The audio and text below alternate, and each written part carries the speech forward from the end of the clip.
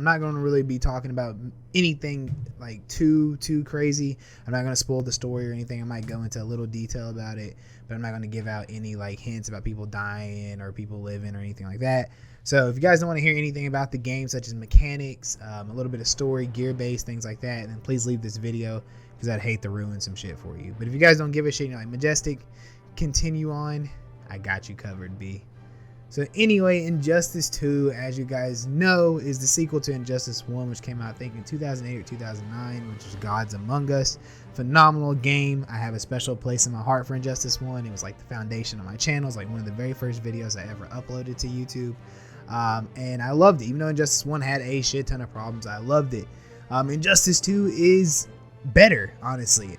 It looks better, it feels better, it plays better, and I feel like it's way more friendly. So the first thing I want to talk about with Injustice 2 is for casual, since this is a casual review, I want to go to my casual people. I know a lot of people don't like playing competitive. A lot of people don't even like playing fighting games. They're like, I enjoy beating things up, and I like beating people's asses, but I like beating AI asses. I don't like fighting real people. And I think Injustice 2 is a perfect game for you because it's very casual friendly. What I mean by that is not only is it easy to learn, just enjoy single player, but it's also very easy to learn multiplayer. There are definitely a bunch of easy mode characters that you can play to pick up really fast and get the basic understanding of the game, such as Batman and Superman, who are also considered God tier online. But those characters are very easy to play. They're very simple. They're not hard. They're very easy to learn, very easy to understand, and I think that's why a lot of people gravitate towards those characters first. So for a casual who wants to get into fighting games and wants to play online, I think Injustice 2 definitely is a good starting point. It has a full breakdown tutorial mode that shows you everything, how to play the game, such as mechanics, to clashes, to guard breaks and things like that. As well as a full-fledged story cinematic mode, which is awesome. The story mode in Injustice is really good, which also has a prequel, which is a comic book series. If you guys are big comic book fans or even fans of comic books in general, I think you should definitely play Injustice for the story mode. If you read the Injustice comics Year One and things like that, I think picking up Injustice and playing the game for the cinematic story will definitely be very rewarding to you to find out what happens later on, because you only have just a little bit here and there. So comic book fans out there, definitely pick it up just due to the story mode. I think the story mode is phenomenal. I think you guys would really enjoy it a lot. And as far as casual people who just like playing fighting games, once again, I think it's just a game that you can pick up and it's very easy to learn. And there's so much to do single player wise, such as not only is there a cinematic story, which is a couple hours long, there is countless multiverse missions. If you guys don't know what multiverse is, basically it's you go in here, you do these missions where you have to fight a certain amount of opponents, and there might be different hazards or something like rain falling from the sky or acid traps. If you guys ever played MKX or played any NetherRealm Studio game, MK9, and you did a tower, you know how some of those towers have those special abilities where it's like bleeding, or you can't use super meters, or if you hit somebody you take damage as well. Those types of challenges, you have those in multiverse. Basically, you can complete those. You can unlock these things called crates or mother boxes, which allow you to unlock in-game gear for your character, which we'll go into a little bit later. But for the most part, like I said, if you just get through a story, you're tired of playing arcade mode, there is endless upon endless hours of multiverse, because there's over hundreds and hundreds and hundreds of pieces of gear to unlock in Injustice 2, which is phenomenal. I love that. It's so nice that it's frustrating, because the random rate it's so hard to get rare pieces, which we'll go into later. But it's really nice because it's a breath of fresh air, because you can always get different pieces and always customize your character so many different types of way to make your character look completely like somebody else, like another superhero, or just be decked out in cool ass gear. Honestly, it's really cool. So for casuals or people, like I said, who are not really big on online play and really don't want to go online and play people, Injustice 2 has multiple things to do single player wise, such as story, multiverse challenges, as well as arcade ladders. And if you have Injustice 2 mobile, you can play the mobile app, and it'll also unlock in-game stuff for your character as well. So it's definitely a lot to do just single player wise. I spend countless hours in multiverse as well, just unlocking gear for my character, so I definitely understand how that is. So it's really cool. Now, as far as the game goes, if you ever played Injustice 1, it's pretty much the same. There are a little different, I guess you can say, a little different mechanics here. For instance, there is a couple new things. The first thing we have is a roll forward. What that means is you can spend a meter and you can roll in front of your opponent. A lot of people use that to get in close. It's kind of like a counter for zoners, because if you're playing a zoning character who can sit back, and you guys don't know what a zoner is, it's basically a character that stays back and shoots beams at you or some type of projectile to keep you out or keep you at full screen so you can't get in and do damage. Meter burn roll is basically used for that, to get in on your opponent. The only problem is a lot of people don't like to spend the meter because meter is very precious in this game. So that's kind of the new thing. Another thing is, instead of clashing all the time off a combo to stop a combo, we have these things now called air cancels, where you basically press up and RT, and what that does is that allows you to get out of a bounce if you time it right. So it does take skill. You can't just sit there and mash it. I'm sorry. You do have to actually time it, but instead of, having a clash and wasting that clash for the round, you can spend 2 bars and get out of a combo. So it's not bad. Another thing is, Injustice has it's a 4-bar system now. It used to have the little bar that went around, but a lot of people didn't like that because it was really hard to tell your meter. It does have a 4-bar system. Like I said, basically it's still pretty much the same. You have your bounces, you have your forward bounces, which is still overheads. A lot of the mechanics are the same, besides, like I said, the roll and the air dash that you can get out of now, or the air cancel. Interactables are still the same. Area transitions are still the same. They're back. It still looks cinematically better. It looks a whole lot better than Injustice 1, which is a good thing. I think Injustice 1 looked great for what it was during the time. It did come out originally on Xbox 360, and then it got re-released on PS4, but I don't think it was an HD version. And you guys let me know in the comment section. I could be wrong, but I'm pretty sure it wasn't an HD version. I think it was just a re-release. It might have been. I don't know. And I know it had all the characters. I don't fucking know. We're not even going to get into it. Anyway, Injustice 1 was fine for what it was. Injustice 2 looks fantastic. At first it did not. Thank God they showed the faces at EVO, and they were terrible. And NetherRealm got on that shit, unlike some games. Marvel vs. Capcom. But Injustice got on it and got that shit taken care of. And the characters look great. Like I said, from Swamp Thing, who looks great. Atrocitus looks great. Most of the new characters look great. Supergirl looks great.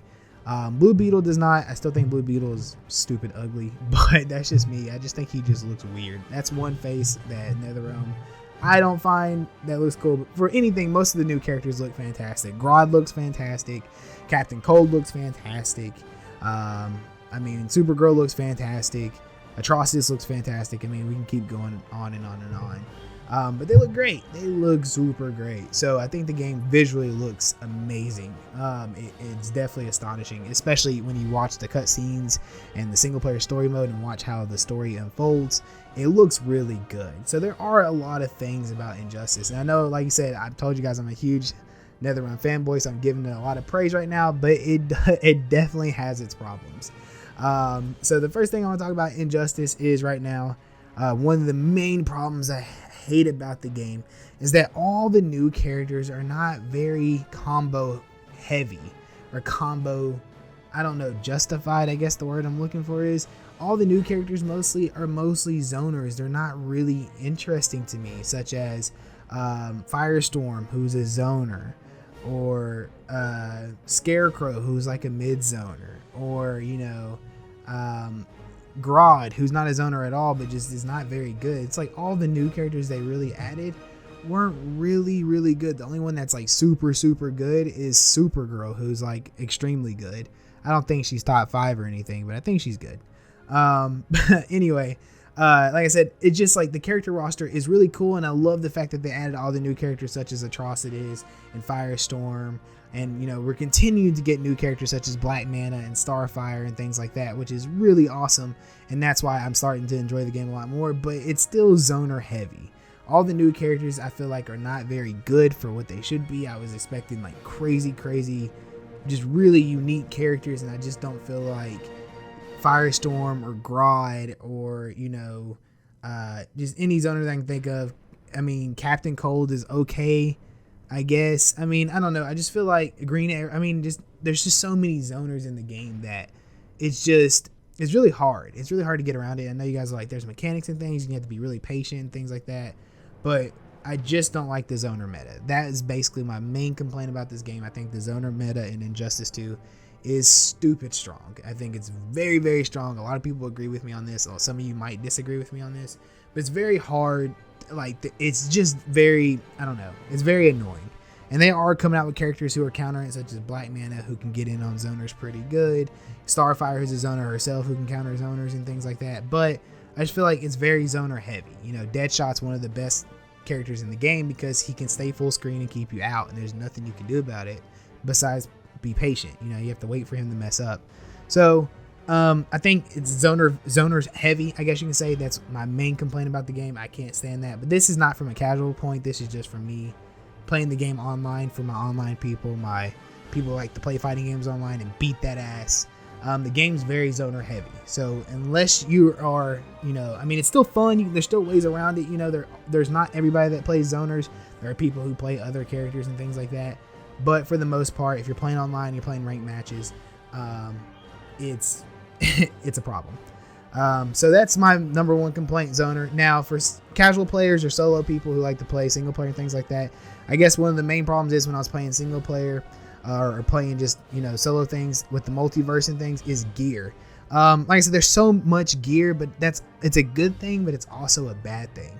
Now that we have epic gear and now legendary gear, it's extremely hard to get rare gear for your character. All the gear that you get is completely random. It's unlocked through boxes or mother boxes or crates, kind of like any other game that you have. And they're super, super hard to get. No, unfortunately, I mean, you can buy them. You buy them with in-game currency.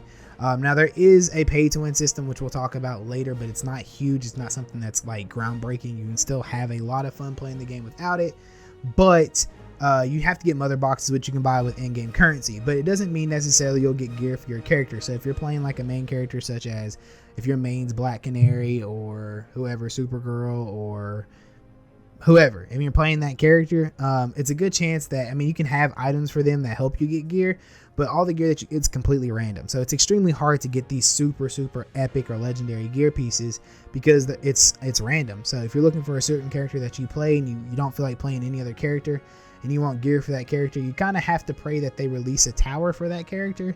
That way you know you're going to get guaranteed character or guaranteed gear for that character. Or you just have to test your luck with mother boxes. So I feel like the random gear system is it's nice because there's so much different possibilities, but I feel like it's extremely hard to get rare gear, or epic gear, I should say.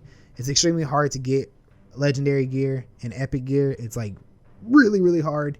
And I think that is something that definitely needs to be patched. So that's just the problem with me. That's one thing I have. So single player guys who plan on getting all this gear, like, oh, I'm about to make my Supergirl deck the fuck out, it's probably not going to happen just because you have to bite your tongue and go with it. So that's another huge problem with me is the gear system. Like I said, there's just so much of it.